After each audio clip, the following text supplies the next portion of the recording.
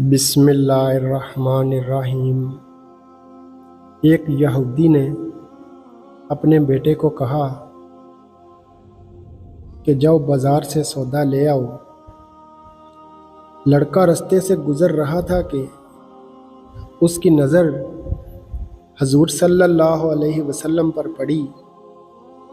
حضور صلی اللہ علیہ وسلم کی نظر بھی اس لڑکے پر پڑی۔ وہ لڑکا وہیں بیٹھ گیا اور بیٹھا رہ گیا۔ کافی دیر ہو گئی۔ یہودی کبھی اندر جاتا اور کبھی باہر آتا کہ لڑکا کہاں رہ گیا، ابھی تک آیا کیوں نہیں۔ سورج غروب ہو گیا، مغرب کی نماز ہو گئی۔ شام کو لڑکا گھر آیا تو باپ نے پوچھا، ارے نادان، اتنی تاخیر کیوں کر دی؟ اس کا باپ بڑے غصے میں تھا اور کہنے لگا، تو نادان ہے اور پاگل ہے۔ میں نے تم کو کہا تھا کہ جلدی آنا اور تم نے آنے میں اتنی دیر کر دی۔ یہ تو بتاؤ، تمہیں سودا لینے بھیجا تھا اور تو خالی ہاتھ آ گیا۔ سودا کہاں ہے؟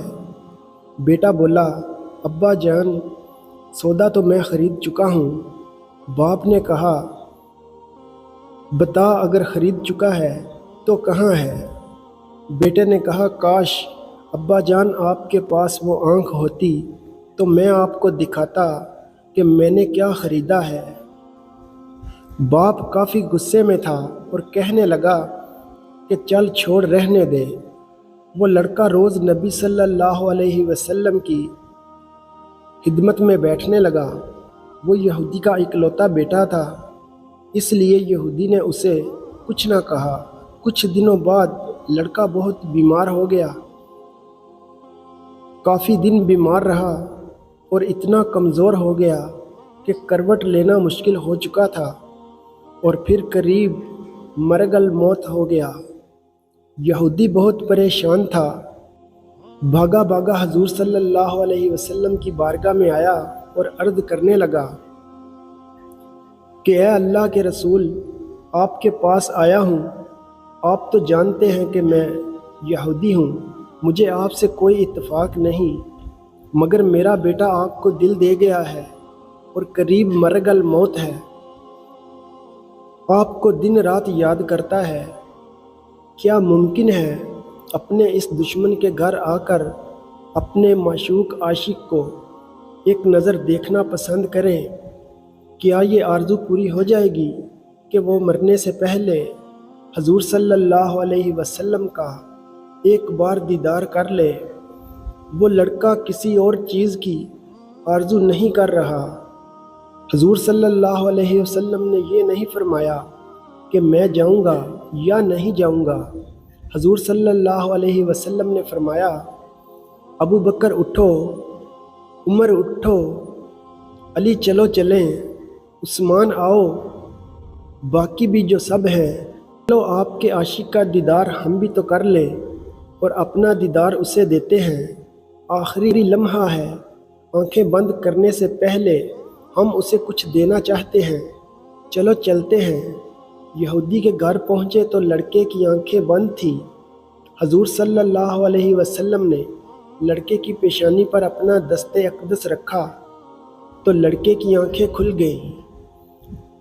زندگی لوٹ آئی ہو، ناتوانی میں جوانی آ گئی ہو۔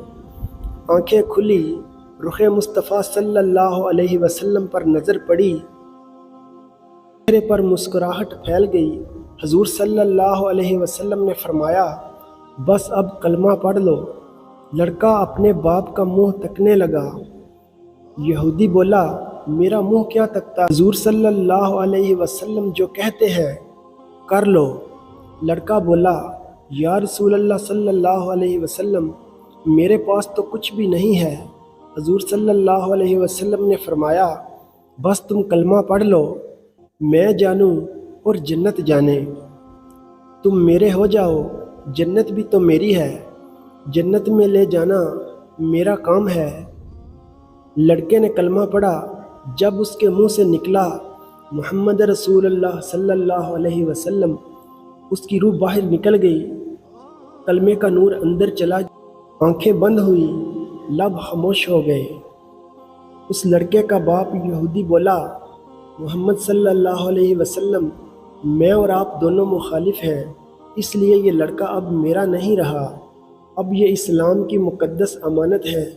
کاشانہ نبوت صلی اللہ علیہ وسلم سے اس کا جنازہ اٹھے تبھی اس کی عزت ہے، اس لیے اس کو لے جاؤ۔ پھر حضور صلی اللہ علیہ وسلم نے فرمایا، صدیق اٹھاؤ، عمر اٹھاؤ، عثمان آگے بڑھو، بلال آؤ تو صحیح، علی چلو دو کندھا، سب اٹھاؤ اسے۔ آقا علیہ السلام جب یہودی کے گھر سے نکلے تو یہ فرماتے جا رہے تھے کہ اللہ کا شکر ہے جس نے میرے صدقے اس بندے کو بخش دیا، کیا مقام ہوگا اس عاشق کی میت کا۔ عثمان، ابو بکر صدیق، عمر بن خطاب، الحبشی رضی اللہ تعالی عنہ جیسی مشہور شخصیات کندھا دے کر لے جا رہے ہوں اور آگے آگے محمد مصطفیٰ صلی اللہ علیہ وسلم ہوں۔ قبر تیار ہوئی، کفن پہنایا گیا، حضور صلی اللہ علیہ وسلم قبر کے اندر تشریف لے گئے، قبر میں کھڑے ہوئے اور کافی دیر کھڑے رہے، پھر اپنے ہاتھوں سے اس عاشق کی میت کو قبر کے اندر اتارا۔ آپ صلی اللہ علیہ وسلم قبر کے اندر پنجوں کے بل چل رہے تھے، مکمل پاؤں نہیں رکھ پا رہے تھے۔